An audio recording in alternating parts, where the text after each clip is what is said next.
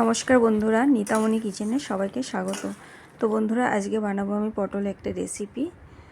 তো এখানে আমাকে লাগবে পটল। এখানে ফ্রেশ পটল নিয়ে নিয়েছি। তো পটলগুলো একটু ছুলে আর কেটে নিতে হবে। তো চলো, পটলটাকে আমি এইভাবে ছুলবো, মানে উপরে পাতলা ছালটা তুলে দেবো ব্যাস।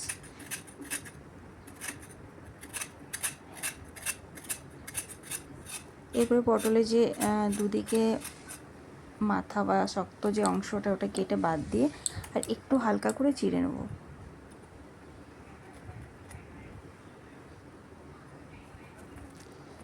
এরকম করে চিড়ে দিলে কি হয়, মশলাটা ভিতরে ঢোকে। তো চলো, সব পটলগুলো আমি এভাবে কেটে নিই। এখানে আমি রান্নাটার জন্য একটা পেস্ট বানিয়ে দেবো। সাদা সর্ষে, গোটা জিরে, কালো সর্ষে, পোস্ত, কাঁচা লঙ্কা আর একটা বড় সাইজের টমেটো। আর এখানে আমি কিছুটা অ্যাড করবো হচ্ছে মুংফলি। এটা দিয়ে একটা ফাইন পেস্ট বানিয়ে নেবো। এরপরে কড়াইতে দিয়ে দেবো তেল। পটলে একটু বেশি তেল দিলে ভালো লাগে।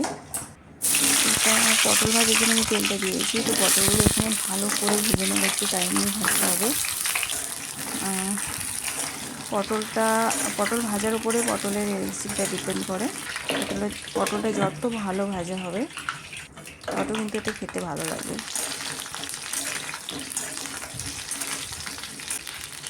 এখানে আমি নুন দিয়ে দেবো পরিমাণ মতো, যতটা পটল ভাজাতে লাগে। দিয়ে দেবো হলুদ,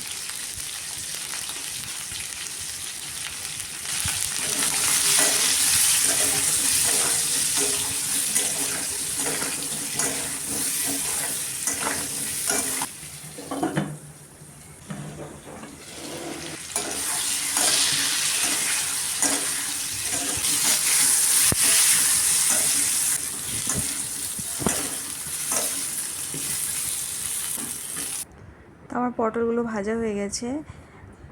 ওই পটল ভাজা কড়াইতে আমি দিয়ে দেবো তেল। ফোড়নে দিয়ে দেবো কালো জিরে, সাদা জিরেও দেওয়া যায়, যার যেটা পছন্দ। এরপরে আমি এখানে অ্যাড করব কুচানো পেঁয়াজ। পেঁয়াজগুলো একটু লাল লাল করে ভেজে নেব।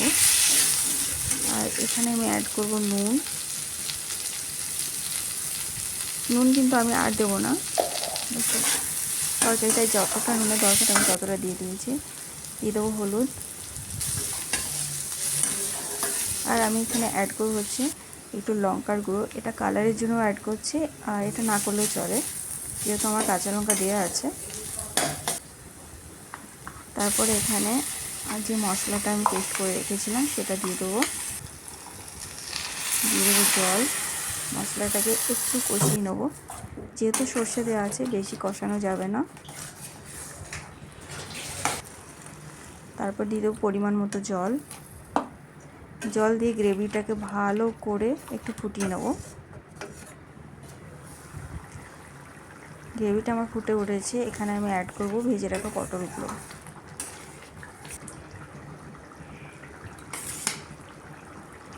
তো পটলগুলো অ্যাড করার পরে মোটামুটি 5-7 মিনিট আরও ফুটিয়ে নিতে হবে হালকা আছে।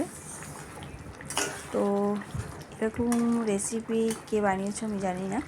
তো যদি যারা বানিয়েছো তারা জানো টেস্ট কেমন লাগে, আর যারা বানাওনি তারা একবার ট্রাই করে দেখো। এটা ভাতের সাথে এত সুন্দর লাগে খেতে, আর রুটির সাথেও ভালো লাগে, কিন্তু ভাতের সাথে বেশি ভালো যায়। তো আমার রেসিপিটা মোটামুটি হয়ে গেছে।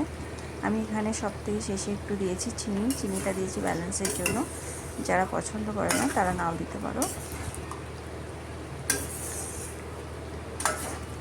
তো আমার ভিডিওগুলো অনেকেই দেখছো, কিন্তু কমেন্ট তো কেউ করে না, যেহেতু আমি নতুন। তো যদি কেউ দেখে থাকেন তাহলে কোথা থেকে দেখছেন একটু প্লিজ জানাবেন। আর ভিডিওটা কেমন লাগলো অবশ্যই কমেন্টস করবেন, আর সাবস্ক্রাইব করে পাশে থাকবেন। ভিডিও দেখার জন্য অসংখ্য ধন্যবাদ। তো চলুন, আবার আসছি পরে একটা ভিডিওতে। ভালো থাকবেন।